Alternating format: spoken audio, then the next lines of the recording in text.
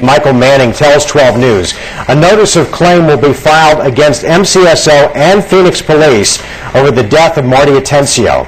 Meantime, we're taking a closer look at the autopsy results released yesterday. Bram Resnick is here with expert analysis from a former Maricopa County medical examiner who's performed many autopsies herself. Bram? Mark, the Maricopa County medical examiner ruled that cardiac arrest killed Marty Atencio, but the autopsy described Atencio's broken ribs, a lacerated liver, and puncture wounds from a taser. We've asked an expert what she finds most significant in this 11-page report. Joining us is Dr. Rebecca Shue, a former medical examiner for several counties, including Maricopa. She now performs autopsies for private clients and is a forensic pathology consultant. Thanks so much for joining us. Let's start with a big picture here. The autopsy finding that the manner of death was undetermined. Wasn't homicide, wasn't accidental, wasn't due to natural causes. Based on what you've read and seen, are jail officers completely off the hook here for what happened to Marty Atencio? No, they are not. An undetermined cause of death is one of 5 manners of death that may be assigned. And undetermined is generally used very sparingly in the situation where there are combined events, some of which may be natural, some of which may be accidental, and some of which may be other or intentional.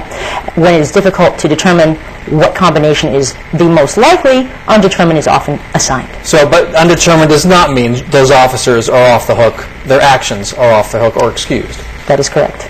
Let's look at some of the video, because that's the way most of us are interpreting what happened to Marty Atencio. There's a video of 10 officers piling on Atencio to subdue him.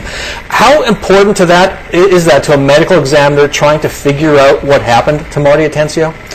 I think it can be very telling, because when you get the story and it is coming from police officers, it's hard to tell the timing and to really appreciate how much force might be involved in the case. So it is very helpful for us to be able to view a video. Now, we read in the autopsy report that Atencio had 17 rib fractures. How could he have suffered that many broken ribs? It's actually extremely common to suffer from multiple rib fractures during CPR or resuscitative efforts, especially when done by non-medical personnel. And I think we're going to show some videos right here. You see the resuscitation that was attempted on Atencio in the jail.